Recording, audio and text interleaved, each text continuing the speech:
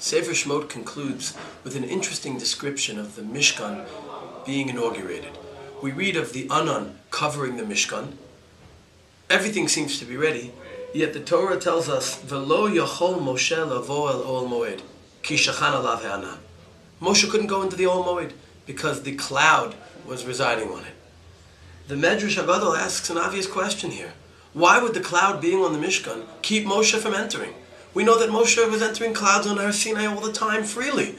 Why all of a sudden could Moshe not enter?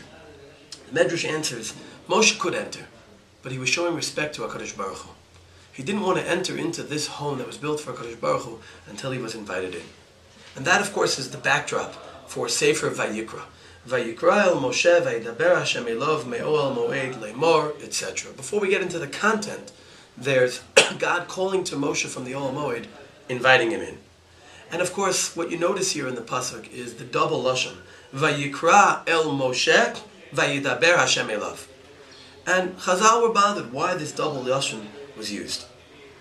Rashi explains that any time Hashem spoke to Moshe, before actually speaking, he began with a call, with a kriya, which is lashon chiba.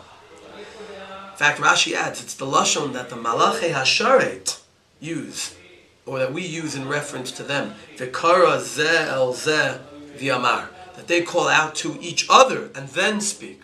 And of course, even though Rashi says that this is true for all of the Dibrot and Amirot of HaKadosh Baruch Hu, it's mentioned particularly here on Moshe being called into HaKadosh Baruch Hu's home. And obviously the question is, what are we meant to learn from this? And I think the answer here is very important. Today we live in a realm where people are saying a lot. Whether it's with their voices, or with their keypads, or the voices in their cell phones, people are speaking to each other all the time. But unfortunately, the mass amount of communication has dulled the sense of relationships between people. Now there are times where we want to pass on information, and there are modes today where that can be done very quickly and very easily. But there should be times where we're inviting people, where we're calling people to connect with them. And that's what we see from the Malachei Hasharet as a model of how to build such relationships. The Targum famously says, as we say in our tefillah, translates V'kara zeh el zeh as umekablin dein min dein. And this Targum is what we add in the third time we say Kedusha in the Shachar Tefillah. The first time in Birchot Kriyat Shema, we describe how the Malachim call out to each other. The second time, in our Shmona Esrei, what we call Kedusha, we imitate them, Nekadesh Hashimcha Ba'olam Kashem Shemakti Shemoto. And that's why it's a Davar Kedusha you need a minyan for. We jump up and down when we say Kadosh, Kadosh, Kadosh. Why do we say it a third time, after Ashrei, in the context of Uvalat Zion? And I think the answer is, we want to add in this Targum. We want to teach people that how they relate to HaKadosh Baruch Hu, how they reach their highest levels of Kabbalat Malchut Shamayim, needs to be rooted in the communication with each other. Like the Malachim do, even though the Malachim have nothing to learn from each other. They're a model for us. Rav Nachman Breslev has a famous piece where he says that when we speak to each other, we should speak to each other with Yirat Shamayim. Why? Because we're all creations of God. We're speaking to an element of God in this world. Rav Nachman continues with the intention of seeking to learn from each other, to find what it is in that person we should be growing from. And he adds, Kemoshe Katuv, umekablin dein min dein. In another piece, Rav Nachman says, everyone wants to bring world peace, but they think that world peace comes when they'll convince everyone else to be like them.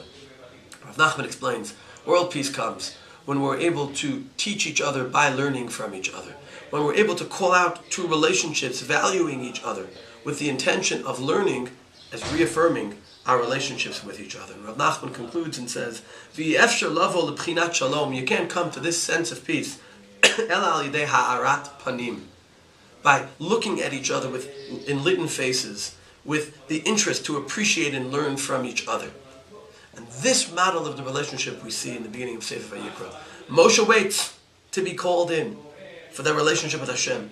Before Hashem speaks to him, Vayikra Hashem el Moshe, with the Aleph, with that sense of love, with the interest in the relationship, may we relate to each other this way.